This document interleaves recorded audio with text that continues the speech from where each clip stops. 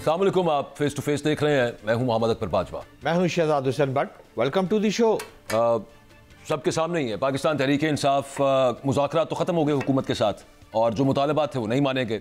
अब एक दफ़ा फिर मुज़ाहमती मॉड की तरफ जा रही है पाकिस्तान तहरीक इंसाफ, एक एग्रेसिव मॉड जिसमें हमेशा से रही है एक हालत हर्ब के अंदर जो PTI होती है। अच्छा, उस पर हुकूमत का भी रद्द अमल अब सामने आना शुरू हो गया है। पहले कहा गया एक हाउस कमेटी बना देते हैं, वहाँ पर आएँ बात करें। PTI ये कहती है कि ये एक टाइम वेस्टिंग टैक्टिक है और सिर्फ यहाँ पर फ्रॉड हो रहा है, वो यहाँ तक वर्ड इस्तेमाल करते हैं। अब फिर उसके बाद अब दोबारा जो सड़कों पर आने का जो तहरीक इंसाफ में तंजीमी लेवल पर जो तब्दीलियाँ की गई, जिसमें आलिया हमजा साहिबा को पंजाब में चीफ ऑर्गेनाइजर मुकर्रर किया गया, जगह जगह पर वो अब मीटिंग्स कर रही हैं और वो कह रहे हैं कि 8 फरवरी को उन्होंने मीनार पाकिस्तान पर इलेक्शंस डे, क्योंकि उसका 1 साल पूरा होगा, तो मुल्क भर में जलसे करने, लाहौर में भी मीनार पाकिस्तान पर उन्होंने अप्लाई कर रखा है। उसके अलावा जुनैद अकबर साहब को जो एक हॉकिश कह लें, एग्रेसिव कह लें और मुज़ाहमत पसंद एक लीडर हैं, उनको KP का जो इमरान खान ने सदर बनाया, उनकी भी स्टेटमेंट्स और बड़ी तगड़ी स्टेटमेंट्स सामने आना शुरू हो गई कि एट एनी कॉस्ट अब दोबारा एक मुज़ाहमत का आगाज़ होगा। मुज़ाहमत होगी तो मुफाहमत होगी, वो जो मरियम नवाज साहिबा फरमाया करती थी। इस दफ़ा क्या मामला बनेगा? क्या रिस्पॉन्स स्टेट का डिफरेंट होगा? पंजाब से, सेंटर से दोबारा धमकियां शुरू हो चुकी हैं। एक दफ़ा क्या फिर वही सूरत हाल बनने वाली? खैर, इस पर तफसीली बात कर लेते हैं।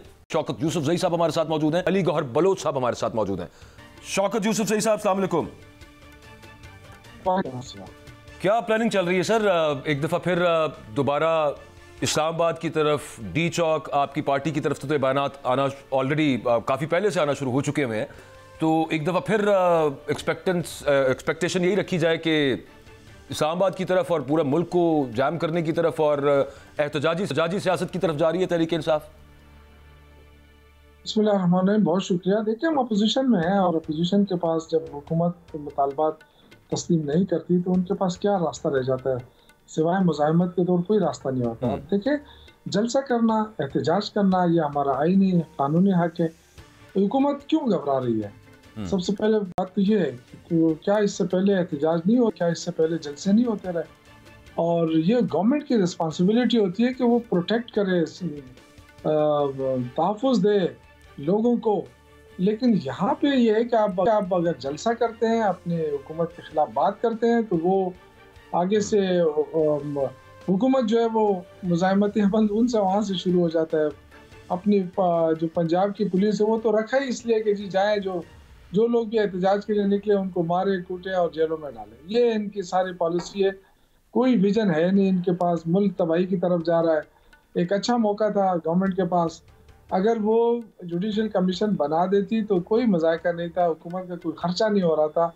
सिर्फ ये था कि हम चाहते थे कि 9 मई और 26 नवंबर को जो कुछ हुआ उसके बारे में हकाइक सामने लाए जाएं। तो हुकूमत खौफज़दा क्यों हो रही है? इससे तो शकूक व शुबात यकीन में बदले जा रहे हैं कि गवर्नमेंट के जो है कुछ हाथ में वो मुलविस रही है, दाल में कुछ काला है, इसलिए वो अवॉइड कर रही है जुडिशल कमीशन को। तो सिर्फ वक्त गुजारने के लिए उन्होंने पार्लिमानी कमेटी की बात की, लेकिन पार्लिमानी कमेटी जो होती है वो इन चीज़ों के लिए नहीं होती है, ना ही वो फैक्ट फाइंडिंग का काम कर सकती है। तो इसलिए मैं समझता हूँ कि हुकूमत ने बहुत बड़ा मौका ज़ाया किया। एक तरफ रो रहे हैं कि जी मईशत मुज़ाहमत के अलावा अभी और कोई रास्ता नहीं। अली गौहर बलोच साहब आ गए जी, PMLN लीडर, उनसे भी हम बात कर लेते हैं कि एक तो बलोच साहब, थैंक यू फॉर जॉइनिंग। आज़मा बुखारी साहिबा जो पंजाब में वज़ीर इत्तलात हैं, वो आज जो PTI ने ऐलान किया कि हम जलसे करेंगे और 8 फरवरी को जो इलेक्शंस की 1 साल पूरा होगा उस पर जो एहतजाज का या यौम सियाह मनाने का ऐलान है, उस पर मिनिस्टर की तरफ से, इंफॉर्मेशन मिनिस्टर पंजाब की तरफ से ये स्टेटमेंट आना कि पंजाब पुलिस की क्वालिटी ये है कि उनका डंडा बहुत तगड़ा है। ये कोई मुनासिब स्टेटमेंट है कमिंग फ्रॉम द गवर्नमेंट? और कंसिडरिंग, दिमाग में ये रखते हुए कि हमारा जो आईन पाकिस्तान है वो पीसफुल असेंबली का राइट देता है पाकिस्तान के शहरियों को, और हुकूमत ये कह रही हो कि अब डंडा बहुत तगड़ा जी हमारा। बिस्मिल्लाहिर्रहमानिर्रहीम। देखिए, सूरत हाल ये है कि आपने जितने भी एहतजाज देखे, नाम तो यही दिया जाता है कि पुरअमन एहतजाज होंगे, लेकिन बदकिस्मती ये है कि 9 मई के वाक़यात को देखें तो वो भी ये कहा गया था पुरअमन है। फिर जिस तरह से 2-3 बार यलगार की गई इस्लामाबाद के ऊपर, वफाक के कैपिटल, पाकिस्तान के कैपिटल पर, और जिस तरह से असलहा लेकर आए, जिस तरह से KPK के तमाम वसाइल लेकर आए। हमारा पड़ोसी मुल्क इंडिया है, वहाँ पर भी 50 के करीब रियासतें हैं, लेकिन आपने देखा कि वहाँ पर आज तक आपने देखा होगा किसी सूबे ने मरकज़ के ऊपर कोई इस तरह की चढ़ाई की हो, और जब आते हैं तो फिर साथ असलहा लेकर आते हैं, जिनका कि IG इस्लामाबाद, RPO रावलपिंडी, उन्होंने भी वो सारा असलहा दिखाया, और जो लोग वहाँ से पकड़े गए वो भी दिखाए। तो इनका एहतजाज कहने को पुरअमन होता है, लेकिन एक किस्म का ये तैयारी के साथ पुरतशद्दद हमला बलोच साहब इसी पे तो कह रहे हैं ना कमीशन बना दें, इसी पे तो कह रहे हैं कमीशन बना दें, हमें भी पता चले, लोगों को भी पता चले कि कौन असला लेके आया था, गोली किसने चलाई थी, कहां से किसकी लगी। एक कमीशन बन जाए तो बेहतर नहीं हो जाएगा मामला, क्लैरिटी आ जाएगी। देखिए बात ये है कि ये जो मुज़ाकरात शुरू हुए थे उसका बुनियादी मकसद यही था कि इन चीज़ों के ऊपर गुफ्तगू शनीद की जाए, लेकिन अगर आप मुज़ाकरात को मशरूत कर देंगे और उनको मुनक़ता कर देंगे और ये कह कर के हमारा ये मुतालबा तस्लीम ना हुआ तो हम मुज़ाकरात में बैठने के लिए तैयार नहीं हैं, और फिर रियासत को जो है आप ललकारेंगे बैठकर, तो फिर इस तरह तो आपके मुतालबात पूरे नहीं किए जा सकते। काबिले इत्तराम अली गौहर भाई, जिस तरह मेरे काबिले इत्तराम अकबर बाजवा भाई फरमा रहे हैं कि उज़मा बुखारी ने डंडे की बात की और बड़े सख्त वाली गुफ्तगू है, इसी तरह PTI के KP के जो सदर हैं जुनेद अकबर साहब, वो कहते हैं शहबाज शरीफ के अब तो बच्चे रोएंगे, PTI को नहीं छोड़ूंगा। मैं आपसे ये पूछना चाहता हूं अली गौहर साहब, क्या हुकूमत संजीदगी से इन बयानात को ले रही है और कोई पॉलिसी तरतीब दे रहे हैं? क्या है आपकी पॉलिसी इस वक्त? देखें, हम तो ये कहते हैं कि कोई भी सियासी पार्टी हो, उनको पुरअमन तरीके के साथ जो है वो एहतजाज करने का हक हासिल है, लेकिन इन्होंने हमेशा से इतने पुरतशद्दद वाक़यात किए, हत्ता कि जो पुलिस वाले इनसे तामील करवाने आते थे उनके ऊपर पेट्रोल बम फेंके जाते थे ज़मान पार्क में, ये भी तमाम लोगों ने देखा। फिर पूरे पाकिस्तान में ये भी देखा कि पुलिस की पेट्रोलिंग की गाड़ियों को उठा उठा के नहरों के अंदर फेंका गया। तो मैं समझता हूं कि जब ये पुरतशद्दद शेवा नहीं छोड़ेंगे और पाकिस्तान में दहशतगर्दी वाली रविश नहीं छोड़ेंगे, तो फिर ज़ाहिर है हुकूमत हो या रियासत हो, वो इनके साथ उसी जुबान में गुफ्तगू करेगी ना, उसी तरीके के साथ हैंडल करेगी जिस तरह के ये इक़दामात करते हैं। और ये इनका पुराना वतीरा है, जिस तरह से सुप्रीम कोर्ट के जंगले तोड़े गए, PTV के ऊपर हमला किया गया। मान ली आपकी बात पुराने वतीरे हैं, लेकिन नई पॉलिसी जो है उस पर मैं शौकत यूसुफजई साहब आपसे ये पूछना चाहूंगा कि जुनेद अकबर साहब ने बड़ी दिलचस्प एक बात की है। उन्होंने कहा कि PTI से पैसे के अवज ओहदे देने के कल्चर को PTI पार्टी में ख़त्म करूंगा। जो लोग पार्टी के जलसों और एहतजाज पर करोड़ों रुपए लगाते हैं फिर वो कमाते हैं, इस कल्चर को मैंने ख़त्म करना है। यार यही बात तो शौकत भाई फैसल वावडा साहब कहते हैं कि जी पंजाब में अलीम साहब और इस्लामाबाद में जहांगीर तरीन साहब और कराची में मैं फैसल वावडा पैसे खर्च किया करता था। तो ये तो फिर जुनेद अकबर साहब किसकी ज़बान बोल रहे हैं? शौकत भाई आपको क्या समझ आई है? अगर फैसल वाडा साहब सही कह रहे हैं तो फिर तो वो तीनों को बाहर कर दिया गया है ना। अगर वो पैसा खर्च कर रहे थे तो तीनों इस वक्त पार्टी में नहीं है। तो जुनेद अकबर ने जो बात की बिल्कुल सही की, हम वर्करों की पार्टी है। और जो मेरे भाई ने बात की कि ये पुरतशद्दुद जमात है, आप मुझे कोई वाक़या ऐसा बता दें कि हमने पहल की हो, हमारे पुरअमन एहतजाज के ऊपर ये कंटेनर खड़े कर देते हैं। खुद इन्होंने इजाज़त दी थी कि संजानी में जाके जलसा कर लें, आपको याद होगा, इस्लामाबाद में ना करें, संजानी में जलसा कर लिया, हम गए, इन्होंने रास्ते में कंटेनर खड़े कर दिए, अटक से आगे सारे कंटेनर, उसको हटाने में रात हो गई और CM जो है वो लेट पहुंचा। तो वहां जाके वो क्या आपको फुल पेश अली गौहर भाई ये बात तो ठीक कह रहे हैं शौकत भाई, तशद्दुद क्यों करते हैं? मतलब ये तो उनका हक है, वैसे बात तो ठीक है शौकत भाई की। इतने कंटेनर ना लगे हों तो ये लड़ाई की नौबत ही नहीं ना आएगी। जी अली भाई देखें, जब इन्होंने 9 मई की दहशतगर्दी की थी जिसके अंदर शोधा के मुजस्मों को तोड़ा था, कोर कमांडर हाउस की ईंट से ईंट बजाई थी, KPK का पेशावर का रेडियो स्टेशन जलाया था, उस वक्त भी कहते थे कि हम पुरअमन हैं। जब PTV के ऊपर हमला किया था तब भी कहते थे पुरअमन है।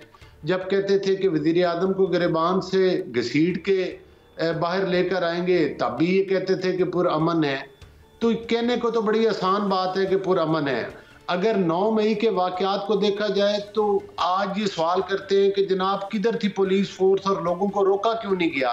वज़ीर आज़म को गिरफ्तार से घसीटना ये 9 मई की बात कर रहे हैं की जाती है जी। 9 मई को ये कहते हैं 9 मई को भी वज़ीर आज़म को गिरफ्तार से घसीटा था ना, वो इमरान खान साहब को गिरफ्तार जो किया था, उसकी बात कर रहे हैं आप? मैं बात कर रहा हूं जब इन्होंने 13 और 14 के धरने दिए थे। अच्छा, उस वक्त जो ये गलीज़ ज़बान इस्तेमाल करते थे, आज भी ये कहते हैं गोली का जवाब गोली से देंगे, कफन बांध कर आएंगे, जला देंगे, ये करेंगे, आग लगा देंगे। तो ऐसी गुफ्तगू का किस तरह से फिर जाहिर है कंटेनरों से दहशतगर्दी को रोकना है ना। अगर आप शरपसंदी करना चाहते हैं तो फिर क्या मतलब है कि रियासत की जिम्मेदारी नहीं है। शौकत भाई शार्प जवाब दीजिएगा, प्रोग्राम का वक्त खत्म होने जा रहा है। मैं सिर्फ इतना कहता हूं कि जिस तरह आपने कहा कि उस्मा बुखारी ने कहा है कि हमारी पुलिस का डंडा बहुत मजबूत है, डंडे हमारे पास नहीं है, लेकिन क्या हम ये लोगों से कहें कि जो हम जाके हमला कर रहे हैं, डंडा हमारे पास है, हम डंडों से मुकाबला करें? हम कोई डंडे शंडे लेके आने डंडे और लाठियां लेकर तो आप आए, आगे कील लगे हुए थे। ये देखें, नहीं मेरी बात सुने ना सर, हम पुरअमन लोग हैं, हमें पुरअमन एहतजाज करने दिया जाए। जब आप आंसू गैस फेंकेंगे, जब आप आके लोगों को मारेंगे तो वो अपनी दिफा तो करेंगे ना कोई। लेकिन अगर हमारे पास कुछ होता तो आपके क्या ख्याल है कि डी चौक में फिर हम इस तरह हमारे साथ इस तरह सलूक होता? हम कभी भी बात है। Thank you Shaukat Yusufzai. Ali Gaur Baloch sahab, जो सिचुएशन समझ आई है गुफ्तगू से, बट साहब मुझे तो आगे अगेन बंदा क्या इस पे कहे, कोई अच्छे की उम्मीद मुझे यहाँ पे नजर नहीं आ रही। मामला हल की तरफ जाने की बजाय फिर अगेन वही एक धमा चौकड़ी मची होगी, एक सड़कों पर वो धमाल चल रही होगी और यहाँ से पुलिस, आंसू गैस और उधर से डंडे या पत्थर जो मतलब जो भी है। लेकिन ये कोई तरीका है जिस मुल्क चलाने का? और हुकूमत यूं करती है। दुरुस्त कह रहे हैं, हुकूमत यूं करती है, ऐसे करती है, वैसे करती है। ये जो अपॉइंटमेंट नहीं हुई है जुनेद अकबर साहब की जी, ये सिर्फ हार्ड गुफ्तगू के लिए हुई है। मुझे तो यही समझ नहीं आ रहा कि आज वो बात क्या कर रहे हैं कि अगर मुझे गिरफ्तार किया, सुना होगा आपने कि जनाब मोटरवे बंद कर दूंगा मैं, जनाब पाक अफगान शायरा बंद कर दूंगा, शायरा रेशम बंद कर दूंगा, इस मुल्क को क्लोज कर दूंगा, शहबाज शरीफ तुम्हारे बच्चे रोएंगे। ये क्या गुफ्तगू है? मुझे ये बताएं गिरफ्तार क्यों करना है उनको? ये खौफ क्यों है कि मुझे गिरफ्तार कर लेंगे? क्या मतलब अगर केसेस हैं तो वो कोर्ट्स में चल रहे हैं। अगर ये मामला है कि जिस बंदे ने किसी पार्टी पोजीशन संभालनी है उसको गिरफ्तार कर लिया जाए, आप उनको राइट भी ना दें। भाई आते ही वो कहता मैंने डी चौक जाना, लाठी गोली की सरकार नहीं चलेगी, नारा यहां से शुरू करेगा, हाथ में डंडा आगे कील लगा हुआ, तो आगे से उसको क्या होगा? यार ये 26वीं आईनी तरमीम की है भट्ट साहब, इसमें यार ये सारी बातें टेबल पर होती है, बाजवा टेबल पर। यार खत्म कर देते ना 26वीं आईनी तरमीम में, आइन में ये भी तरमीम कर देते हैं कि बेसिक ह्यूमन राइट्स जो है हमारे, वो फ्रीडम ऑफ स्पीच का राइट हो, वो पीसफुल असेंबली का राइट हो, वो किसी पॉलिटिकल एक्टिविटी करने का जो आपको कॉन्स्टिट्यूशन राइट देता है, and so on and so fourth, उनमें तरमीम कर देते, खत्म करते। शर्तों पे मुज़ाकरात और शर्तों पे मोहब्बतें नहीं होती बाजवा भाई। कमीशन बनाओ फिर मैं आके बात करूंगा। सर जी ये क्या शर्तें हैं? आइन की गल करो यार। देखिए इधर आइन की तौहीन चल रही है, आप बात करें कि मुज़ाकरात में कुछ नहीं निकल रहा, वो तो बात की बात होगी। एक फिक्रा बताएं मुस्लिम लीग नून का जिसने कहा कि मैं कमीशन नहीं बनाऊंगा, ये बताएं एक फिक्रा। क्या कमीशन नहीं बनाऊंगा? बना दिया। किसने कहा है? नहीं बना, अज्यूम कर रहे हैं ना आप, अज्यूम कर रहे हैं। नहीं वो जरा के बड़े पैगाम फ्रॉड करेंगे, आप खुद ही सोच बैठे हैं। भट्ट साहब मेरी बात सुने, आप वही बात कर रहे हैं कि वो लिख के देंगे तो वो मानेंगे कि जनाब ये देखें लिखा हुआ पड़ा है कि हम कमीशन नहीं बनाएंगे। 36 प्रेस कॉन्फ्रेंस करके वो ये कह चुके हैं कि जनाब वो सब जुडिस मैटर है जी, कोर्ट के अंदर केसेस चल रहे हैं, 9 मई पर तो ये नहीं बन सकता, 26 नवंबर पर इन्होंने लिस्टें नहीं दी। वो एक यार तो उनको घर तक छोड़ के आए ना कि मुस्लिम लीग नून वाले झूठे हैं। हाँ होंगे झूठे, मुझे नहीं पता, लेकिन वो मुंह से कहें कि हम कमीशन नहीं बनाते। वो ये चाहते हैं कि वो घर छोड़ते छोड़ते हो ना वो 2030 आ जाए तब तक। इतना यार 10-15 दिन महीना गुजर जाएगा और अच्छा चले मान ली बात, मैं शिकस्त हो गया। ये प्रोटेस्ट करने वाले मुज़ाकरात हो जाएंगे, क्या चाह रहे हैं यार ये लोग? क्या मतलब है? उनका पॉलिटिकल राइट है, कॉन्स्टिट्यूशनल राइट है। ये मरियम नवाज साहिबा, ये भी टीवी पे उनकी फुटेज भी आ रही थी साथ, ये उन्होंने ये आपको याद है ना, उन्होंने कहा था पावर टॉक्स टू पावर, मज़ाहमत होगी तो मफाहमत होगी। यहाँ पे भी वही चल रहा है भट्ट साहब, उस वक्त भी बड़ा कुछ हो गया था। खैर एक छोटी सी ब्रेक। ये जो है ना अज़मा बुखारी साहिबा ने जो फरमाया कि पंजाब पुलिस की क्वालिटी ये है कि जी उनका डंडा बड़ा तगड़ा है। ये ब्रेक के बाद आपको बताते हैं, जब सियासी मुखालिफिन के अगेंस्ट आप इस तरह का कार्ट ब्लांश इम्यूनिटी दे देते हैं एक पूरी उनको खुली छुट्टी दे देते हैं इंतजामिया को, उसमें पुलिस हो या सिविल ब्यूरोक्रेसी, वो फिर करते क्या है वो आपको एक ब्रेक के बाद बताते हैं।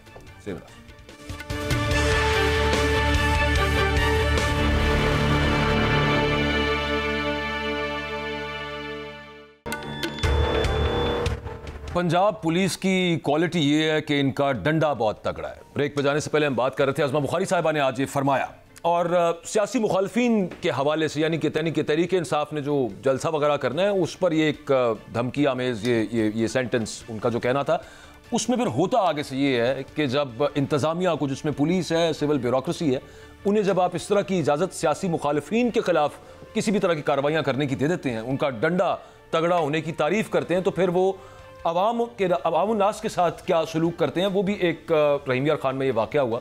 पंजाब में ये कहा गया कि तजावुज़ात के ख़िलाफ़, गलत पार्किंग के ख़िलाफ़ ऑपरेशन किया जाए, जो ज़िलाई इंतज़ामिया है वो कंट्रोल करे कि लोग गलत जगहों पर पार्किंग ना करें और तजावुज़ात उनको ख़त्म किया जाए शहर से। तो ये आप देखिए ज़रा, आपकी टीवी स्क्रीन पर जो इस वक्त आपको फुटेज नज़र आ रही है, ये सादिकाबाद की है, रहीम यार खान डिस्ट्रिक्ट में, तहसील सादिकाबाद। ये एसी साहब हैं जो CSS करके आते हैं, बट साहब ये बड़े कहते हैं क्रीम ऑफ द सोसाइटी के, वो वहां पे वो सुए मार के, सुआ ही कहते हैं ना इसको, वो जो गाड़ियों के टायर पंक्चर कर रहे हैं, दुरुस्त कह रहे हैं, बजाय इसके जुर्माने करें। दुरुस्त कह रहे हैं बाजवा साहब। ये डिप्टी कमिश्नर जो हैं खुर्रम परवेज साहब, उनके मतहत एसी साहब है जी जी, और उनकी टीम है जो आपके टीवी स्क्रीन पर इस वक्त चल रही है। लेकिन प्रोड्यूसर साहब से दरख्वास्त ये करूंगा कि जरा कोशिश करें कि DC साहब, अगर खुर्रम परवेज साहब साथ आ जाए ना, तो बाजवा साहब की और मेरी गुफ्तगू जरा सीधी हो जाएगी फिर। हाँ, वो आ रहे हैं अभी उनको। लेकिन ये देखिए कि ये किस किस्म का तरीका कार है साहब, ये मतलब सुए मार के आप जुर्माने भी कर सकते हैं, आप वहां पे चालान करें लोगों का, आप वहां पर लोगों को, आपके पास बहुत सारी पावर्स हैं, आपसे मुराद है कि यानी ब्यूरोक्रेसी के पास, वैसे तो आपके पास भी काफी पावर्स हैं बट साहब, कि कुछ जुर्माने करा दें लोगों के टायर, मतलब ये चेक कीजिए जरा। अभी वहां से वो गाड़ी आगे, एक बंदा गाड़ी में बैठा हुआ है और उसके बावजूद वहां पे टायर पंक्चर नहीं कर रहा, ये ना उसकी हवा भी नहीं निकाल रहा। ये जो काम इस वक्त हो रहा है, आपकी टीवी स्क्रीन पर चल रहा है, इसके बारे में कोई कमेंट नहीं दिया जा सकता कि इंतहाई ये गलीज काम हो रहा है। यहां तक तो ठीक है, लेकिन बाजवा साहब आपकी कौम जो है वो डंडे की जबान समझती है, जिस डंडे का आप बार बार जिक्र कर रहे हैं। सर कानून किस चीज का नाम है, खत्म कर देते ना फिर। ओए यार, मैं आपसे पहले भी यही गुजारिश कर रहा था हुजूर वाला, ये 26वीं आईनी तरमीम कराई, इसमें खत्म कर दे यार बेसिक राइट्स। निकालता है, कहता कितना जुर्माना, ट्रैफिक वाले कहता 2000 रुपया, कहना 2000, फिर जाके आगे वहीं खड़ी कर देगा। क्या करे ये पुलिस वाला, क्या करे ये एसी? अच्छा, जो रिश्वत ले रहा है उसका कसूर नहीं है, जो दे रहा है उसका कसूर आपने बना दिया बीच में, जिसका काम ही कोई नहीं होता मुल्क के अंदर बगैर रिश्वत के। सर मैं यही आपको समझाना चाह रहा हूं कि इस मुल्क में सिस्टम जो है, लॉ एंड ऑर्डर की जो सूरत है, वो इस वक्त आउट ऑफ ऑर्डर चली गई है चीजें, तो ऐसे चलाते हैं बेहंगम ट्रैफिक। ये बेहंगम ट्रैफिक हो गई है इस वक्त जो इस मुल्क में हो रहा है, और जो सिपा सलारे पाकिस्तान इस मुल्क में कर रहा है, खुदा की कसम ये मुल्क का हल ही यही है। ये इंसान है ही ऐसे, ये प्यार की जबान नहीं समझने वाले। अच्छा, आप पता नहीं गलत तो डेंजरस जोन में आप निकल के। खैर, खुर्रम परवेज डिप्टी कमिश्नर रहीम यार खान हमारे साथ मौजूद हैं। Thank you very much sir, आपने वक्त दिया है। ये जिस फुटेज को अभी हम टीवी पे दिखा रहे थे, आपकी भी यकीनन नज़र से गुजरी होगी। ये जो एंटी एनक्रोचमेंट ड्राइव में एसी साहब जो वहाँ पे जिस तरह से उनकी सरबराही में वो गाड़ियों के टायर्स, मैं पंक्चर नहीं कहूँगा, मैं कहूँगा रप्चर किए जा रहे थे, बाकायदा वो टायर फाड़ने वाले मामला है, सुए मार के। ये ऑफिशियल पॉलिसी है इस तरह से कंट्रोल करना है तजावुजात और रॉन्ग पार्किंग को, शहरियों को ये इस तरह से डिस्करेज करना, ये ऑफिशियल है सर जिस तरह से एसी साहब कर रहे थे? जी जी, सबसे पहले इसकी जो है ना, इस तरह की कोई पॉलिसी नहीं है। गवर्नमेंट पंजाब की पॉलिसी बड़ी वाज़ेह है कि कोई पर दखल कीजिए। ये जो हुआ कल का वाकया है, मेरी नजर से गुजरा, मैंने खुद वीडियो देखी, मुझे खुद अफसोस हुआ इस सारे वाकये का। फिर जो इसमें से लोग जो जिम्मेदार थे, जो रिस्पॉन्सिबल थे, इनके खिलाफ हमने एक्शन लिया, इसकी प्रॉपर इंक्वायरी कराई, उनको हमने सस्पेंड किया। जो हुआ कल वो बिल्कुल इस तरह ना कोई पॉलिसी, ना कोई ऐसी पॉलिसी हो सकती है, और बिल्कुल गलत चीज़ है। हमारी पॉलिसी, गवर्नमेंट पंजाब की पॉलिसी नहीं है कि कोई तस्दीक की जाए और बिला तस्दीक की कोई की जाए, इस पर किसी किस्म की कोई तस्दीक है। जो अल्लाह के अल्हम्दुलिल्लाह जिला रहीम यार खान में हमारे अगर आप अगर आके देखें तो काफ़ी हमें इम्प्रूवमेंट आई है। इस तरह का हमारा जिला है कि यहाँ पे तो ट्रैफिक के बड़े मसाइल थे। यहाँ पे अक्रॉस पंजाब है, इसमें तो कोई शक नहीं है, लेकिन जहाँ जुर्माना होना चाहिए, चलान होने चाहिए, वो और बहुत सारी आपके पास अवेलेबल है, मतलब अंडर द लॉ बहुत सारी चीज़ें ऐसी जो रेमेडीज हो सकती हैं उसकी। लेकिन आप फरमा रहे हैं कि उन लोगों को सस्पेंड किया गया, असिस्टेंट कमिश्नर साहब जिनकी सरबराही में ये सब हो रहा था वो तो सस्पेंड नहीं हुए सर। इसमें 2-3 चीजें, मैं थोड़ा सा मेरा जवाब लंबा हो जाएगा। बिल्कुल हमने की है कॉल की, इसको थोड़ा सा समझने की जरूरत है। अगर ऐसी कोई पॉलिसी तो नहीं है, लेकिन आप उनकी नीयत देखें, वो जो ओवरऑल गवर्नमेंट जो कर रही थी और इस साथ की जो किया गलत किया, बट उसकी नीयत ये थी कि ट्रैफिक आप देखें छोटी सी रोड है, एक साइड रोड तक खड़ी हुई, दूसरी साइड गाड़ियां खड़ी हुई है, वहां पर गुजरने का रास्ता भी नहीं है। वो मैं नेक नीति से किया, लेकिन जाहिर है वो जिस तरीके का आपके बिल्कुल गलत तरीके से आ रहा है उसको बिल्कुल भी डिफेंड नहीं करते। कमिश्नर साहब सस्पेंड तो नहीं ना हुए, मैं तो सिर्फ ये कंफर्म कर रहा था, वो तो नहीं सस्पेंड हुए, वो सिर्फ जिनसे वो सुए लगवा रहे थे वो उनको आपने सस्पेंड किया। प्लीज देखिए, जो मसूद कर रहे थे, गाड़ी पार्क करके गए थे, मोटरसाइकिल पार्क करके, क्या वो ठीक था? नहीं तो चलान करें, तो नहीं कर रहे थे ना, जो उनको फाइन करें। भाई गाड़ी पार्क की थी। मेरा मकसद इसी साहब को डिफेंड करना नहीं, मैं एक जनरल बात कर रहा हूँ, एज अ शहरी के तौर पर बात कर रहा हूँ कि जो मतलब जिनके खिलाफ उन्होंने एक्शन लिया, क्या वो सही लोगों के खिलाफ तो एक्शन नहीं लिया ना, वो भी तो एक इलीगल एक्टिविटी अंजाम दे रहे थे ना। जो एक्शन लिया वो गलत था, मैं उसको बिल्कुल डिफेंड नहीं कर रहा, आपकी बात बिल्कुल ठीक है। खुर्रम भाई जो आप फरमा रहे हैं हम आपके साथ हैं, आपने एक्शन लिया है, ये अच्छी बात है कि आपने इंक्वायरी पुटअप की और उस पर एक्शन भी लिया। जो बाजवा साहब असल में आपसे पूछना चाह रहे हैं ना कि इंक्वायरी के अंदर जो हुक्मनामा आया है उसमें रशद वल्द मलक आशिक नामी शख्स का नाम आया है। अब जो एसी मौके पे मौजूद अहकामात दे रहे थे तो ये कन्फ्यूजन थी कि रशद वल्द मलक आशिक वही असिस्टेंट कमिश्नर है या ये कोई दूसरा शख्स है। ये मेरा ख्याल है क्लैरिफिकेशन बाजवा साहब को दे दे। देखिए उनको हमने शोकाज किया हुआ है, बिल्कुल उसका जवाब देंगे जब उसका इंक्वायरी कंप्लीट होगी तो फिर आपको बताएंगे। इससे पहले क्या बता सकते हैं जो जिनके बारे में। Thank you very much. हमने एक ब्रेक की तरफ एक्चुअली जाना है, तो वो ये कह रहे हैं कि एक्शन उनका गलत था लेकिन नीयत ठीक थी, तो एसी साहब को शो कॉज किया हुआ। एक छोटी सी ब्रेक लेते हैं।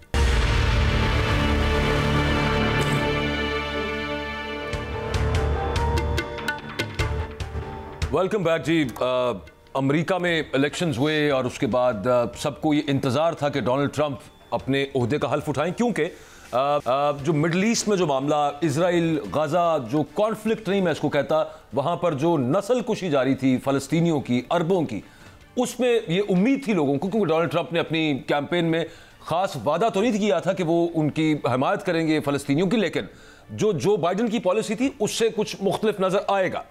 अल्टीमेटली 20 जनवरी को डोनाल्ड ट्रंप साहब आ गए, उन्होंने उनकी पूरी इंतजामिया आ गई और फिर ये उम्मीद थी कि चलें आगे कुछ मामला बनेगा। उन्होंने अपनी तकरीब हल्फ बर्दारी में नेतन्याहू को, बेंजामिन नेतन्याहू जो इजराइल का जल्लाद वजीर आजम है, उसे नहीं बुलाया एक एहतजाज के तौर पे, और फिर फोर्स किया दोनों को कि वे एक रेप्रोशमा की तरफ जाएं, जंग बंदी की तरफ जाएं, और उसके बाद दोबारा रीसेटलिंग, जो लोग गाजा स्ट्रिप छोड़कर चले गए थे वो वापस आना शुरू हो गए। लेकिन इस वक्त का मामला ये है कि डोनाल्ड ट्रंप ही, वही डोनाल्ड ट्रंप जिन्होंने अपनी तकरीर में जब वो इलेक्ट हुए थे प्रेसिडेंट, उन्होंने शुक्रिया अदा किया था अरब मुस्लिम्स का जो अमेरिका में जिन्होंने उनको वोट दिया। लेकिन अब वही डोनाल्ड ट्रंप कह रहे हैं फलस्तीनियों को कि आप अरब ममालिक में, इजिप्ट, लेबनान, इधर उधर जाके शिफ्ट हो जाएं।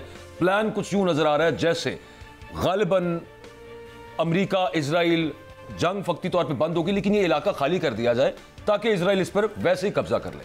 तो आगे क्या सूरत हाल बन सकती है, इस पर हमारे साथ मेजर जनरल तारिक रशीद है। Thank you very much sir आपके वक्त का।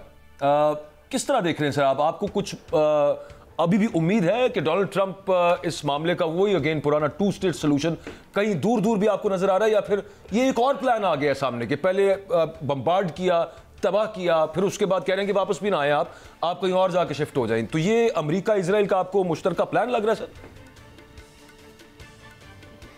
देखिए, मैं इसको इस तरह से देखता हूं कि गजा की जो पट्टी है वो 41 किलोमीटर बाय 6 से 12 किलोमीटर चौड़ी है, और अगर इसको स्क्वायर किलोमीटर्स में लें जो 365, ये ज़्यादा 370 स्क्वायर किलोमीटर है। और इजराइल ने एक्सेप्ट किया है कि हमने 40,000 टारगेट्स को गज़ा में इंगेज किया है, और 80,000 से 1 लाख टन तक उस पर असला हमने और बम बरसाए हैं।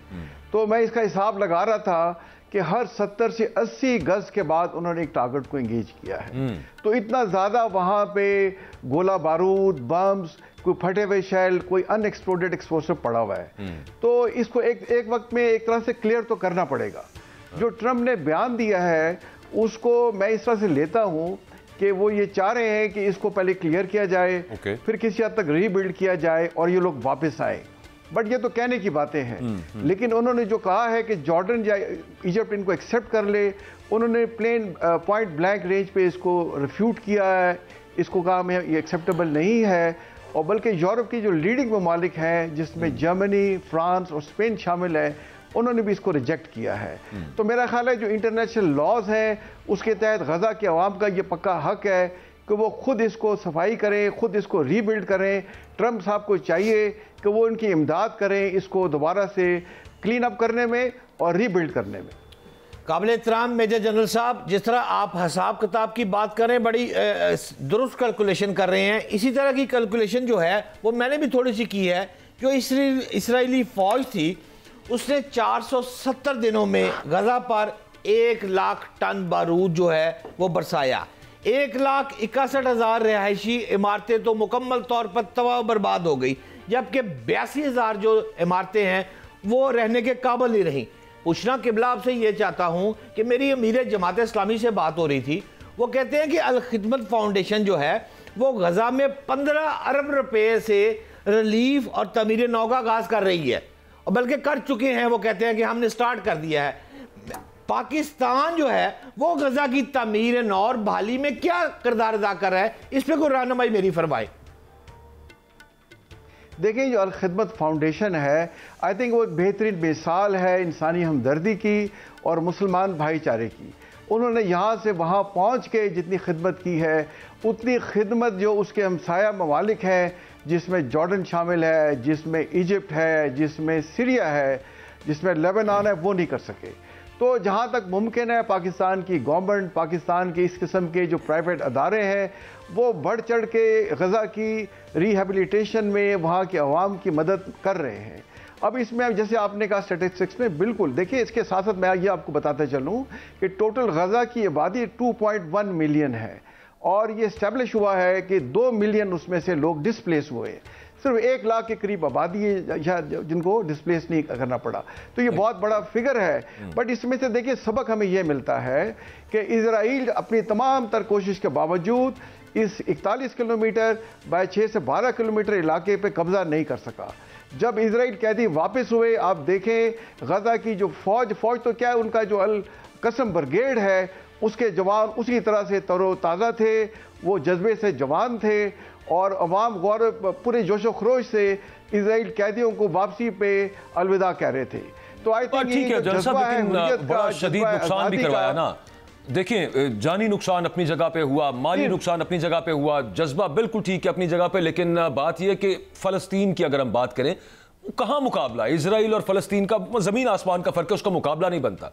जो इर्द गिर्द मुस्लिम ममालिक है, देखिए मुकाबला अरब मुल्कों की अगर हम बात कर लें, जिसमें सरफहरिस्त सऊदीया भी है, बाकी ममालिक जिन पर खैर सीरिया की बात करें, लेबनान की बात करें, वहाँ तो वैसे ही इजराइल ने कॉन्फ्लिक्ट खोल दिया, उनको भी डरा दिया। साथ ईरान की भी बात कर लेते हैं। सिर्फ ईरान की हमायत थी जो गज़ा में जो हमास को और दूसरी तहरीकों को, लेकिन उसके अलावा मुस्लिम ममालिक ने तो अभी तक कुछ नहीं किया। और आगे भी यूं ही महसूस होता है कि एक दफ़ा दोबारा वो सुकून की तरफ मामला, वो जो इजराइल को एक्सेप्ट करने की तरफ पहले जाना शुरू हो गया था जिस वक्त हमास ने जब हमला किया था इजराइल में, जिसके बाद ये कॉन्फ्लिक्ट और ये नस्ल कुशी स्टार्ट हुई, वो ऐसा लग रहा है एक दफ़ा दोबारा उसी पीस की तरफ अमेरिका लेकर जाएगा, इजराइल लेकर जाएगा।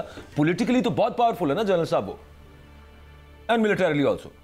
देखिए, इसमें सबसे बड़ी चीज़ जो है वो ये इंडिकेट हुई है कि इजराइल की मिथ टूट गई है, कि जिसमें था कि इजराइल की फ़ौज बहुत पावरफुल है वो 15 महीने में ये 41 किलोमीटर का इलाका कब्जा नहीं कर सकी। और दूसरा ये हुआ है कि बेशतर जो ममालिक हैं, जैसे अमेरिका है, जैसे यूके है या यूरोपीय यूनियन के जो लोग हैं, उनकी हुकूमतें तो इसराइल को सपोर्ट कर रही हैं, बट उनकी अवाम इसराइल के खिलाफ हो गई है। अब इस रिसेंट सर्वे अमेरिका में हुआ है जिसमें से 62% लोगों ने इसराइल की मजम्मत की है जो उन्होंने गाजा में किया है। तो आई थिंक ये एक लिहाज से फ़लस्तीन के लोगों की बहुत बड़ी कामयाबी है। अब उन्हें करना ये चाहिए, देखिए मैं आपको ये बताता चलूँ कि गजा में जो है हमास है और जो वेस्ट बैंक है उसमें फ़लस्तीन अथॉरिटी है और अल अक्सा ब्रिगेड है। इसके अलावा एक popular democratic front for liberation of फ़लस्तीन है, एक डेमोक्रेटिक जो है फ्रंट है फॉर लिबरेशन ऑफ फ़लस्तीन है, एक फ़लस्तीन अथॉरिटी जो है उसमें इस्लामिक जहाद बुनियादी तौर पे तो फ़लस्तीनी है ना, को इकट्ठा होना चाहिए। और इस मतलब वही बात आ गई ना कि सिर्फ फ़लस्तीनी है वो एक, देखें वो एक बड़ी Israel is a power to reckon with, जो हकीकत बात है उसे मानना चाहिए। अच्छा फ़लस्तीनी है ना, सिर्फ वो अपनी जानें देंगे जो दे रहे हैं ऑलरेडी, मजीद उनकी नस्लकुशी की जाएगी और बड़ी टारगेटेड की जाएगी कि नस्ल इनकी मिटा दो, खत्म कर दो इनको, घर उनके तबाह, बिजनेस उनके तबाह, बाकी तो किसी ने मदद नहीं ना करनी, यही खड़े रहेंगे ना आगे। तो फिर ये नजर आता है और तो कोई मुस्लिम मुल्क नहीं है जो इनकी उस तरह से मदद को आए, या जिस तरह से जो इनके साथ हो रहा है उसको देखकर जो मसल पावर या इकोनॉमिक पावर किसी भी मुस्लिम मुल्क के पास है नहीं कोई ऑफर कर रहा है। तो सीधी सी बात है ना, इसको एडमिट करना चाहिए हमें। देखिए ये एक अफसोसनाक चीज़ है, जिस तरीके से OIC को या मुस्लिम ममालिक को रोल प्ले करना चाहिए था वो उन्होंने नहीं किया। लेकिन जो फाइट दी है इसमें हमास ने और फ़लस्तीनियों ने, वो देखिए अब जो हमास की आबादी है उसका 75 to 80% 25 साल से छोटे बच्चे हैं। तो अगर इन्होंने 2 स्टेट सोल्यूशन की तरफ ना गए तो इजरायली चाहे इसराइल में रहें चाहे दुनिया में रहें, उनकी जानों को खतरा रहेगा। तो ये इसराइल के इंटरेस्ट में है, ये अमेरिका के इंटरेस्ट में है। काबिल मेजर साहब जो आप फरमा रहे हैं दुरुस्त कह रहे हैं आप, हम आपसे एग्री हैं, लेकिन मुझे जो फील हो रहा है मैं आपसे ये जानना चाहता हूं कि जो ज़ायनिस्ट इसराइल का ख्वाब है ये तो दुनिया को खत्म करने की तरफ जा रहा है, ये आखिरी जंग लग रही है, आप इससे मुत्फिक हैं? नहीं, मैं इससे बिल्कुल मुत्तफिक नहीं हूं। वो इस वजह से नहीं हूं कि जो Israel with complete support of United state of America वो 1.5 साल में नहीं कर सका, तो वो एक 41 किलोमीटर की पट्टी पे कब्जा नहीं कर सका, तो वो बाकी मुल्कों पे क्या करेगा? उन्होंने एक ग्रेटर इजराइल का मंसूबा जरूर बनाया है, उस पर वो काम भी करना चाहेंगे, बट जो हम कर सकते हैं वो हमें करना चाहिए। मुसलमान मुल्कों को मिल के इस पे सोचना चाहिए और एक यूनिफाइड स्टांस लेना चाहिए।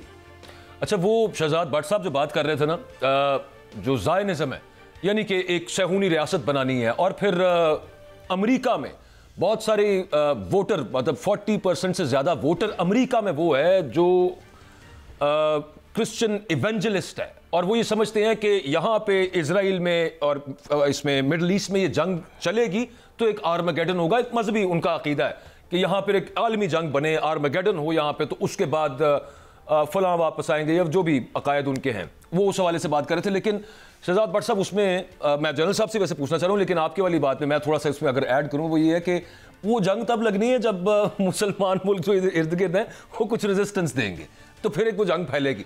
यहाँ पे भाई बैठे हैं सारे जनरल साहब बात कर रहे हैं ना, जरा मुश्किल सी है। मैं जरा देसी सा बंदा हूँ जनरल साहब, मुझे आसान जबान में समझा दे। बाजवा साहब भी आपसे पूछ रहे थे कि मैं सिंपल बात सर, बिल्कुल अमीर जो अरब ममालिक हैं वो गजा की तामीर जो है वो अमरीकी मदद के बगैर कर सकते हैं। 12 अरब डॉलर की रकम खर्च होनी है और गजा दे खोलते है ही नहीं, तामीर होगी कैसे? मुझे समझ नहीं आ रही, समझा दे। हम दे देते हैं बट सर, मैं आपको समझाता हूँ जो है शहजाद साहब। देखिए, एक तो मैं आपसे एग्री करता हूँ कि सादी बात ही होनी चाहिए और सादगी में बेहतरी होती है और समझ जल्दी आ जाती है।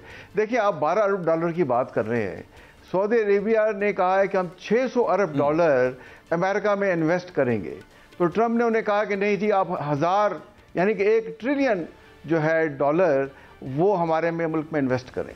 तो मेरा ख्याल है सऊदी अरेबिया 1 ट्रिलियन डॉलर जो है अमेरिका में इन्वेस्ट करने को तैयार हो जाएगा।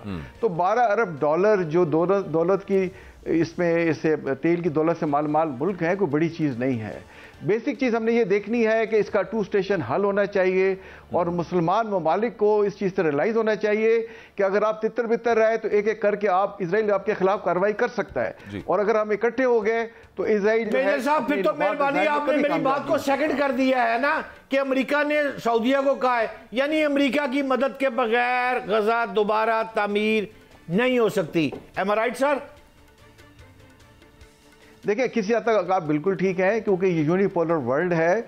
जैसे ट्रंप साहब ने हल्फ उठाया है, देखें वो अपनी मर्जी के मुताबिक पॉलिसीज अनाउंस कर रहे हैं।